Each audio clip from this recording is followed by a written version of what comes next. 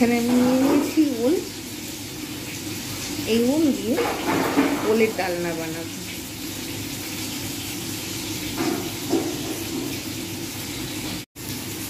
এই ওলগুলোকে আমি কেটে পরিষ্কার করে রাখলাম। এই ওল কিন্তু বাতের পক্ষে খুবই ভালো। যাদের বিশেষ করে পায়ে বাত রয়েছে তারা কিন্তু প্রচুর পরিমাণে ওল খেতে পারে। এছাড়া প্রসূতি মায়েদের জন্য কিন্তু এটা আবার ভালো নয়। অবশ্যই যখন ওল খাবে তখন অবশ্যই যদি কোনো রকম প্রবলেম হয়, বিশেষ করে যাদের অ্যালার্জির প্রবলেম রয়েছে, তারপরে যাদের সাইনাসের প্রবলেম রয়েছে, যাদের হাঁপানির প্রবলেম রয়েছে, তারা কিন্তু ওল না খাওয়াই ভালো, কিংবা যদিও খায় সেটা কিন্তু ডাক্তারের অবশ্যই পরামর্শ অনুযায়ী খাবে।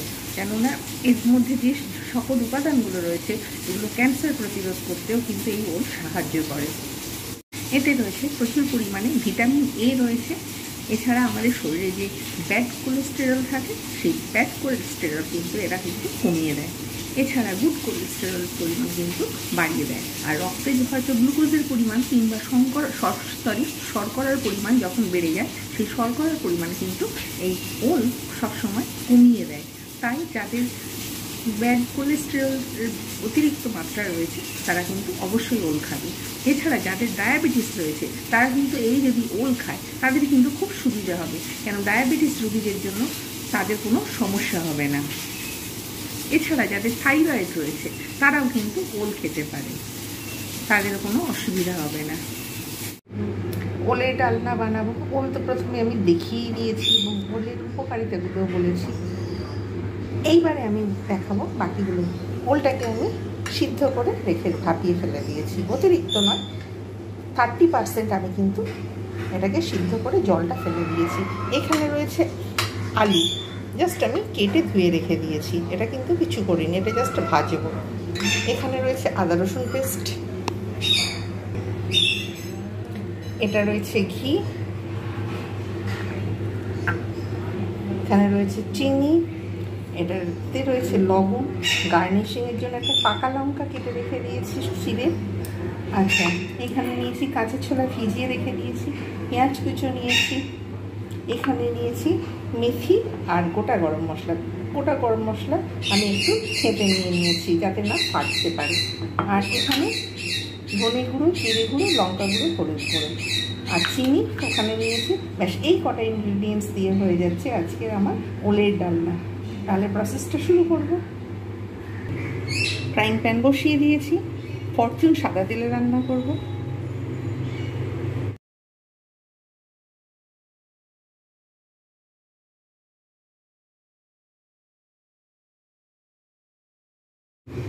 ফ্রাইং প্যান গরম হয়ে গেছে, আমি এতে দেব ফরচুন সাদা তেল, পরিমাণ মতো দিয়ে দেবো। এইবারে আমি এতে দেব গোটা গরম মশলা আর মেথি ফোড়ন। মেথিটা খুব সুন্দরভাবে ভাজা না হলে কিন্তু তেতো লাগার সম্ভাবনা থাকে, তাই যতক্ষণ পর্যন্ত মেথি না ভাজছে ঠিকভাবে এবং সুন্দরভাবে স্মেল না আসছে ততক্ষণ পর্যন্ত কিন্তু আমি অপেক্ষা করব। আজ কিন্তু লো ফ্লেমেই রয়েছে। এইবার আমি এতে দিয়ে দেবো, যেহেতু বোঝাই যাচ্ছে একটু ব্রাউনিশ ভাব এসে গেছে মেথিগুলোর মধ্যে, বোঝাই যাচ্ছে সুন্দর একটা স্মেল আসছে। এইবারে আমি এতে দিয়ে দেবো পেঁয়াজগুলো। পেঁয়াজগুলো দিয়ে কিন্তু যতক্ষণ পর্যন্ত না নরম হয় আমি ততক্ষণ পর্যন্ত কিন্তু আমি পেঁয়াজগুলো ভাজতে থাকবো।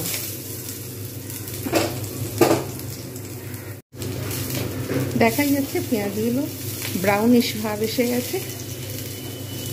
সুতরাং আমি এইবারে এর মধ্যে আমি আলুগুলো দিয়ে দেবো। ওল আমি এখন দেবো না, ওল তো সিদ্ধ করা রয়েছে 30%, সেই হেতু ওল আমি এখন দেবো না।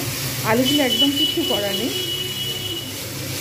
আবার আলাদা করে যদি ভাজতাম তাহলে কিন্তু তেল বেশি লেগে যেত, সেটা কিন্তু মোটেও ভালো নয় শরীরের পক্ষে।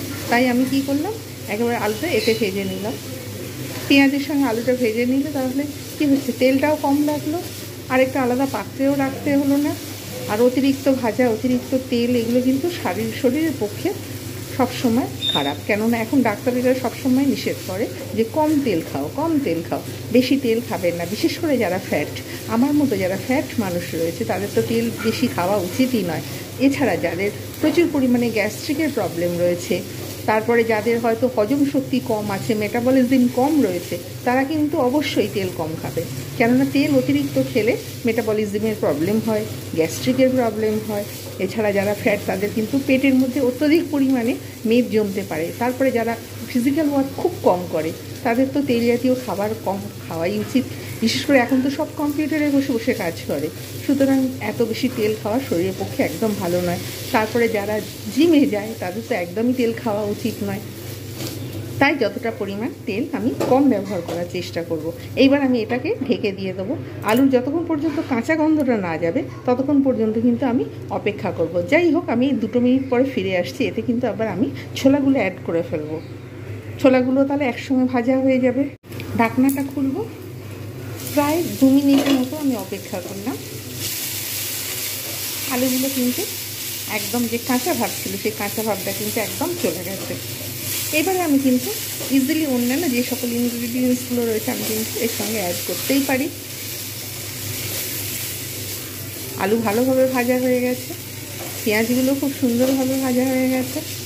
আবার যদি আলাদা করে মশলা কষিয়ে রান্না করি, তখন কিন্তু দেখা যায় যে মশলাগুলো কষানো সুন্দর হয়েছে, আলু কাঁচা রইল, ওল কাঁচা রইল, কিন্তু সেটাও খেতে ভালো লাগে না। আবার ওলটাকে না ভাপালে একটু কুটকুটে ভাব থাকে, একটু না সিদ্ধ করে নিলে তখন কিন্তু খেতে ভালো লাগে না।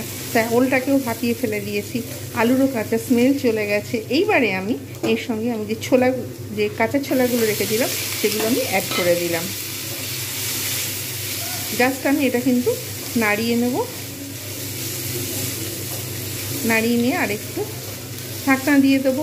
মোটামুটি 20 মিনিটের মধ্যে রান্না হয়ে যায়, বেশিক্ষণ সময় লাগে না। আমি একদম লো ফ্লেমে আঁচটাকে রেখে দিয়েছি, আস্তে আস্তে করে রান্না করছি, যেহেতু আমার আজ হাতে একটু সময় রয়েছে তাই। কিন্তু যদি সময় না থাকতো, আমি কিন্তু তাড়াহুড়ো করতাম, কিংবা হাই ফ্লেমে, মিডিয়াম হাই এইরকম করে আমি কিন্তু রান্না করতাম। ওল যেমন ইচ্ছাভাবে রান্না করা যেতে পারে, কোনো কোনো রান্নার নিয়ম রয়েছে, কিন্তু ওল আমি যেমন ইচ্ছাভাবে রান্না করতেই পারি। 2 মিনিট পরে আমি কিন্তু এবারে ফিরে এলাম, দেখব কীরকম রয়েছে। অলরেডি তেল ছাড়তে শুরু করে দিয়েছে। আলুগুলো সুন্দরভাবে ভাজা হয়েছে, ছোলাগুলো সুন্দরভাবে ভাজা হয়েছে। এবারে আমি এর মধ্যে দিয়ে দেবো সিদ্ধ করা ওলগুলো।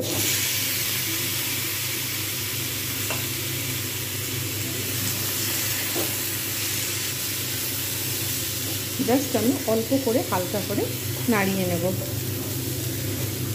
বেশিক্ষণ নাড়াবো না।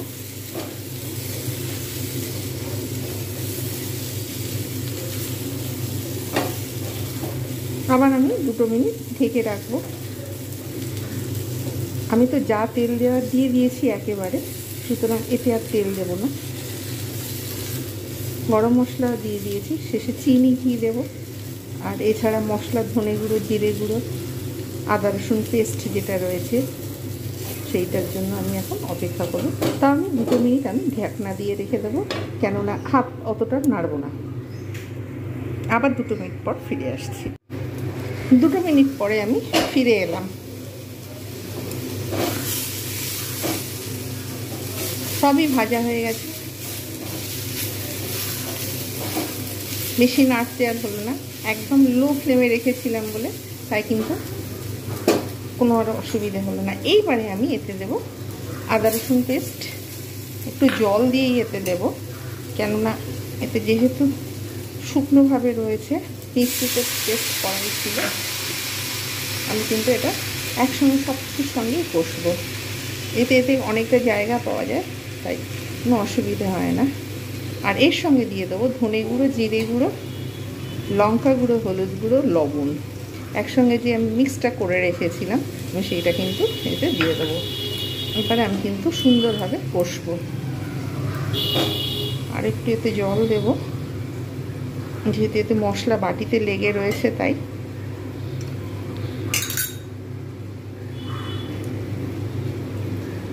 সুন্দরভাবে এবারে এটা কষিয়ে নেব।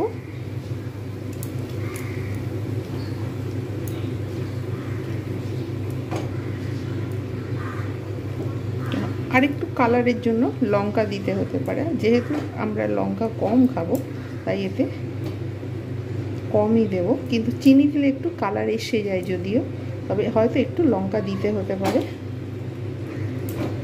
এখন একটু লঙ্কা এর সঙ্গে অ্যাড করব, জাস্ট কালারের জন্য, আর কিছু নয়, কালারটা সুন্দর আসে তাই। অ্যাড করব হাফ চামচের মতো লঙ্কা গুঁড়ো, জাস্ট কালারটা আসার জন্য, আর কিছু নয়। কেন বেশি দিলে আবার ঝাল হয়ে যাবে, সেটা কিন্তু কেউ খেতে পারবে না। যারা ঝাল বেশি খায় তাদের পক্ষে ঠিক আছে, কোনো অসুবিধা নেই, কিন্তু যারা ঝাল কম খায় তাদের কিন্তু খুব সমস্যা তৈরি করবে।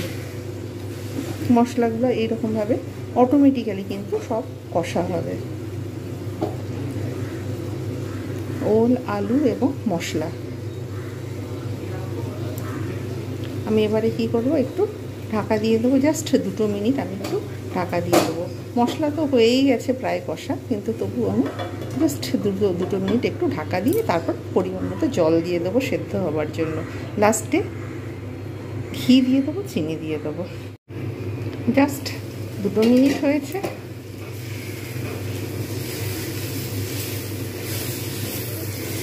অটোমেটিক্যালি এটা কিন্তু কষানো হয়ে গেছে।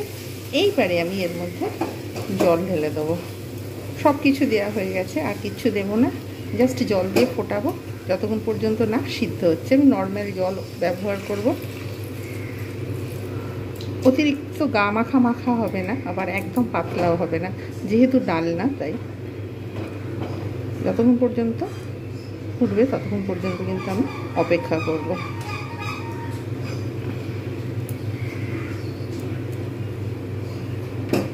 আর একটু জল দেব। আলুটা সব সিদ্ধ হয়ে গেছে, তবুও এইবার আমি মিডিয়াম আঁচেতে রেখে আমি কিন্তু ফুটিয়ে নেব কিছুক্ষণ। তারপরে একদম যখন ঠিকঠাক একদম পারফেক্ট হবে তখন আমি দেখাবো। যাই হোক, এখন 3-4 মিনিট কিন্তু এখন এইরকমভাবে ফুটতে থাকুক। ফিরে এলাম 5 মিনিট পর। একদম পাতলাও নয়, আবার অতিরিক্ত গাঢ়ও নয়। এবারে দেখব, চেক করে আলু সিদ্ধ, ওল একদম সিদ্ধ। যাই হোক, এরপরে আর বেশি ফোটাবো না, অতিরিক্ত ফোটালে মোটেও ভালো লাগবে না। এখন সবই সিদ্ধ হয়ে গেছে, খুব সুন্দর একটা টেক্সচার এসেছে, কালারটাও খুব সুন্দর এসেছে। এইবারে আমি এর মধ্যে দিয়ে দেবো যে চিনি রেখেছিলাম, সেই চিনিগুলো দিয়ে দেবো। জাস্ট হালকা করে চিনিগুলো দিয়ে দিলাম, আর ঘি দেব এইটুকু, বেশি নয়। আপনারা যে যেমন খান, বেশি ঘি দিলে তো বেশি টেস্ট ভালো হবেই, সুতরাং আর কোনো দরকার নেই কিচ্ছুতে। সব কিছু ঠিকঠাক পারফেক্ট। নাড়িয়ে নিলাম, নাড়িয়ে নিয়ে গ্যাস বন্ধ করে দেবো। গ্যাস বন্ধ করে দিয়ে তারপর একটু 2 মিনিট ঢেকে তারপর আপনি সার্ভ করে দেখাচ্ছি কীরকম হয়েছে। জাস্ট এর মধ্যে ঘি আর চিনির যে কম্বিনেশনটা রয়েছে, এইটা কিন্তু ঠিক হয়ে যাবে। 2 মিনিট পর সেট হয়ে যাবে। গ্যাসটা বন্ধ করে দিলাম, তারপর সার্ভ করে দেখাবো।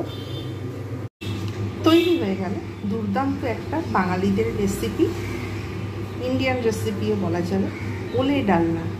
এটা এত সুন্দর টেস্ট হয় এবং এর কম্বিনেশন এতটাই ভালো, মানে যে কোনো কিছুর সঙ্গে ভালো লাগে, ভাতের সঙ্গে, রুটির সঙ্গে, পরোটার সঙ্গে, যে কোনো কিছুর সঙ্গে কিন্তু এটা কিন্তু খেতে খুবই ভালো লাগে। আর মনে হয় একটু লঙ্কাটা বেশি পড়ে গেছে, আমার দেখে মনে হচ্ছে। কালারটা কিন্তু খুবই হেভি এসেছে, বোঝা যাচ্ছে। যাই হোক, আপনারা এইভাবে বানান, ঠিক এইভাবে বানাবেন এবং এনজয় করবেন। আর ভিডিওটা ভালো লাগলে অবশ্যই লাইক, কমেন্ট, শেয়ার এবং সাবস্ক্রাইব করতে ভুলবেন না। নেক্সট টাইম কিন্তু আমি আরও একটা নতুন রান্নার ভিডিও নিয়ে আপনাদের সামনে উপস্থিত হব। ধন্যবাদ, সকলে ভালো থাকবেন। Thank you.